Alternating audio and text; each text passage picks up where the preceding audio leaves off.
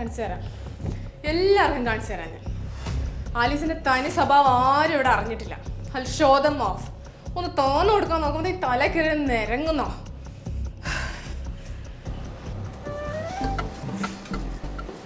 കത്തി ചോദിച്ച് നിൽക്കുവാണല്ലോ, എപ്പോ വേണമെങ്കിലും ഒരു പൊട്ടിത്തെറി പ്രതീക്ഷിക്കാം.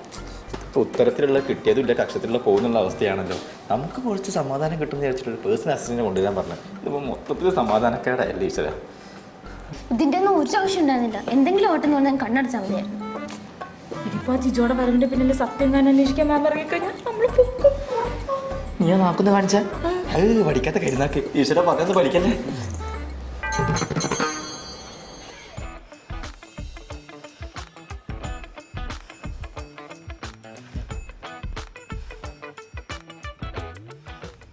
ഹലോ പപ്പ, വേണ്ട പപ്പ, എന്ത് പറഞ്ഞാലും എനിക്ക് അംഗീകരിക്കാൻ പറ്റില്ല. പപ്പ ഇപ്പൊ എന്നോട് കാണിച്ചത് ഭയങ്കര മോശമായി പോയി. എനിക്ക് തീരെ റെസ്പെക്ട് തരാത്തൊരു പരിപാടിയല്ലേ പപ്പ ഇപ്പൊ കാണിച്ചത്. പപ്പ എന്തിനാ ഈ ഓഫീസിന്റെ റെസ്പോൺസിബിലിറ്റി മൊത്തം എന്റെ തലയിൽ വെച്ച് തന്നത്? എനിക്കിത് ഒറ്റയ്ക്ക് ഹാൻഡിൽ ചെയ്യാൻ പറ്റുമെന്ന് അറിയുന്നോണ്ടല്ലേ. എന്നിട്ട് യു സ്റ്റാബ് മൈ ബാക്ക്. വേണ്ട പപ്പ, ഇനി കൂടുതലൊന്നും പറയണ്ട, എനിക്കൊന്നും കേൾക്കുകയും വേണ്ട. അല്ല പപ്പ പറ, ഞാൻ കേൾക്കാം, പറ.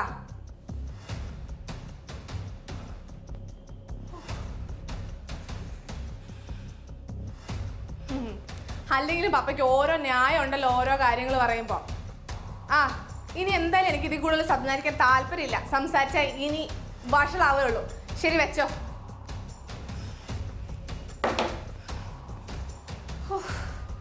ലോകത്തുള്ള ഒരാണിനെ വിശ്വസിക്കാൻ കൊള്ളത്തില്ല. അതിപ്പോ സ്വന്തം തന്തയാണെങ്കിലും ശരി.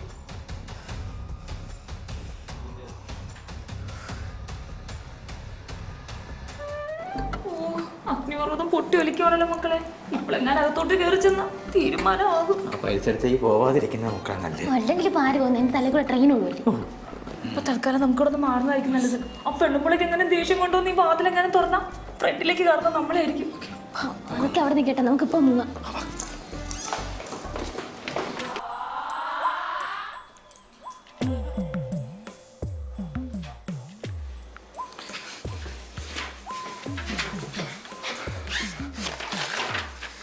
എന്നാൽ ഇതൊക്കെ ഇങ്ങനെ ആയിത്തീരുന്ന ആരെയും കരുതിയോ? അല്ലെങ്കിൽ നമ്മൾ എവിടെ പരിപാടി അവതരിപ്പിച്ചാലും ഇത് തന്നെയാണല്ലോ അവസ്ഥ. വേറെ എന്തെങ്കിലും നല്ല ഐഡിയ ഉണ്ടെങ്കിൽ നോക്കായിരുന്നു. വേറെ നല്ല പ്ലാൻ ഉണ്ടായിരുന്നു നിന്റെ കയ്യിൽ? ഇല്ലായിരുന്നു, അതല്ലേ പറഞ്ഞത്, വേറെ എന്തെങ്കിലും നോക്കായിരുന്നു. ഇവിടെ നിന്ന് നമുക്കൊരു മോചനം കിട്ടുമെന്ന് എനിക്ക് ഒരു പ്രതീക്ഷയില്ലടോ. ദൈവമേ, ഇവിടുന്ന് ഞങ്ങൾക്കൊന്ന് ശാപമോക്ഷം തരാൻ ഒരാളില്ല. ദൈവമേ, ശാപമോക്ഷം ഞാൻ തന്നാ മതിയോ? താരായിരുന്നു. ഞാൻ വിചാരിച്ചു ദൈവം വിളി കേട്ടെന്ന്. അല്ല, അതിന് മാത്രം പാവം ചെയ്തിട്ടുണ്ടോ ഇത്രയും പ്രവർത്തിക്കാൻ? ഞങ്ങൾ മുജന്മത്തിൽ ചെയ്ത ഏതോ ഒരു പാപത്തിന്റെ ഫലമായിട്ട് ഇപ്പൊ ഞങ്ങൾ ഈ ഓഫീസിൽ വർക്ക് ചെയ്യുന്നത് അല്ലേ? ഇനി ശാപമോക്ഷത്തിന് വേണ്ടിയുള്ള കാത്തിരിപ്പാണ്. അത്രയും പ്രശ്നമാണോ ഇവിടെ? എടോ, തന്റെ എക്സൽ ആലീസ് മാഡം, അപ്പൊ തന്നെ തനിക്ക് ആലോചിച്ചൂടെ എത്രമാത്രം കഷ്ടപ്പെടുന്നുണ്ടെന്ന്? എന്താ ചിരിക്കുന്നത്? പറയാൻ മറുപടി ഒന്നും ഇല്ലേ? ഞാൻ എന്റെ പാസ്റ്റ് എല്ലാം മറന്ന് ജീവിക്കുകയാണ്. എനിക്കത് കുത്തിപ്പോക്കാൻ താല്പര്യമില്ല. ഓ, അങ്ങനെയാണെങ്കിൽ ആ പാസ്റ്റിൽ എന്തൊക്കെയോ ഉണ്ടല്ലോ. അത് ഞാൻ വന്നപ്പോ തന്നെ നിങ്ങളുടെ മാഡത്തിന്റെ പെരുമാറ്റം എന്റെ അടുത്തുള്ളത് കണ്ടപ്പോ നിങ്ങൾക്ക് മനസ്സിലായില്ലേ? മനസ്സിലായില്ലെന്ന് ചോദിച്ചാൽ എന്തൊക്കെയോ പ്രശ്നങ്ങളുണ്ടെന്ന് മനസ്സിലായി, പക്ഷെ എന്താന്ന് മാത്രം മനസ്സിലായി. കൂടുതലൊന്നും മനസ്സിലാക്കാതിരിക്കുന്നതാണ് നല്ലത്.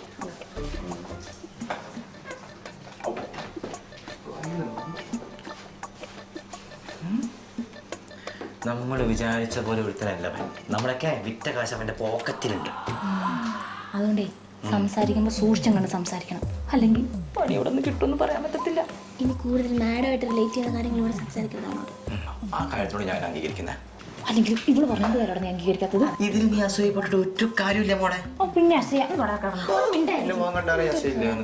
ഞാൻ വരുന്നു. പിന്നെ എനിക്ക് ഈ ഓഫീസിലെ കാര്യങ്ങളൊക്കെ ഒന്ന് പറഞ്ഞു തരണേ. ഹെഡ് ഓഫീസിലെ പോലെ അല്ലല്ലോ ഇത്, മൊത്തത്തിൽ വേറെ അല്ലേ ഇവിടെ? അങ്ങനെ പറഞ്ഞുതരാൻ മാത്രമൊന്നുമില്ല. നമ്മുടെ ഹെഡ് ഓഫീസിനെ ഒരു പോർഷൻ അടർത്തി മാറ്റിയിട്ടാണല്ലോ നമ്മുടെ ഈ പുതിയ ഓഫീസ് സ്റ്റാർട്ട് ചെയ്തത്. ആദ്യം ഇതൊരു കോവർക്കിംഗ് സ്പേസ് ആയിരുന്നു, പിന്നെ ഈ പുതിയ ഓഫീസിലേക്ക് ഷിഫ്റ്റ് ചെയ്തത്. അതാ ഇത്രയും വലിയ ഓഫീസിൽ ഞങ്ങൾ ഇത്ര ആൾക്കാരായിട്ട് ചേർന്നത്. പുതിയ ആരെങ്കിലും ഹയർ ചെയ്യുന്നുണ്ടോ? ഇന്നലെ എന്തോ ഡിസ്കസ് ചെയ്യുന്നുണ്ടായിരുന്നു പുതിയ ആൾക്കാരെ ഹയർ ചെയ്യുന്ന കാര്യം പറ്റി. വരട്ടെ ആരെങ്കിലും. പിന്നെ ഈ മാഡത്തിന്റെ നിങ്ങളുടെ അടുത്തുള്ള പെരുമാറ്റം എങ്ങനെയാണ്? അതിപ്പോഴല്ലേ ഞങ്ങളായിട്ട് പറയുന്നത്. മാഡത്തിന്റെ കൂടെ എപ്പോഴും 24 മണിക്കൂർ നടക്കാനുള്ള ജിജോ. അപ്പൊ സ്വയം ഞങ്ങളെ കണ്ട് പഠിച്ചങ്ങോട്ട് നടന്നാൽ മതിട്ടാ. എന്തായാലും ഞാൻ മാഡത്തിനെ ഒന്ന് കണ്ടിട്ട് വരാം. ചൂട് മാറും മുമ്പേ ഒന്ന് കണ്ട് വീട്ടിലാക്കിയിട്ട് വരാം. അതേ നല്ലത്. പൊക്കം. ബൈ. ശരി. ശരി.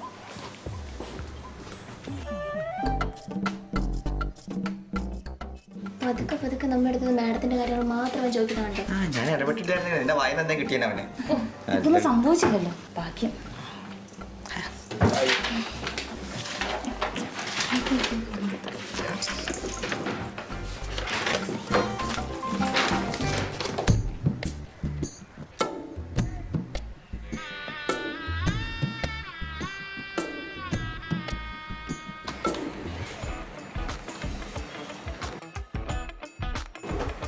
ഇവൻ എന്താണ് ക്ലാസ്സിൽ നിന്ന് ഇറക്കിയിട്ട് സ്കൂൾ കുട്ടിയെ പോലെ അവിടെ വയ്ക്കുന്നത്? വാ നമുക്ക് പോയി ചോദിച്ചിട്ട് വരാം.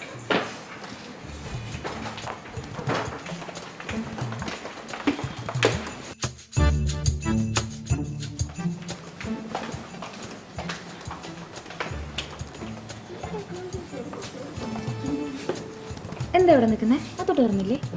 അങ്ങോട്ട് നോക്കി ഒരു റെസ്പോണ്ടും ഇല്ല. ആരടുത്ത് ഫോണിൽ സംസാരിച്ചോണ്ടിരിക്കുന്നു. ചെന്ന് കയറി ഇഷ്ടപ്പെട്ടില്ലെങ്കിലും ആ ചിന്ത ബുദ്ധിപൂർവമായ ഒരു ചിന്തയാണ്. കാരണം ഈ സിറ്റുവേഷനിൽ ഞങ്ങൾക്ക് ഇതുപോലെ പണി കിട്ടിയിട്ടുണ്ട്.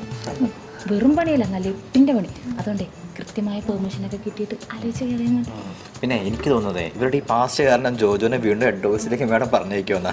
അങ്ങോട്ട് പറഞ്ഞു വിട്ടാൽ ഞാൻ അവിടെ പോയി പണിയെടുക്കും. നമുക്ക് എവിടെയെങ്കിലും പണിയെടുത്താൽ മതിയല്ലോ. അതാണ് ആ സ്പിരിറ്റാണ് വേണ്ടത്. Jijo, come to my cabin. എന്നാണ് വിളിച്ചത്? ഇവിടെ ജിജോ എന്ന പേരുള്ള ഒരാൾ താങ്കൾ മാത്രമാണ്. See your man. നന്നായി.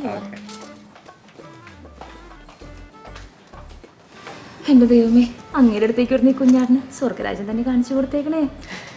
ആമേൻ.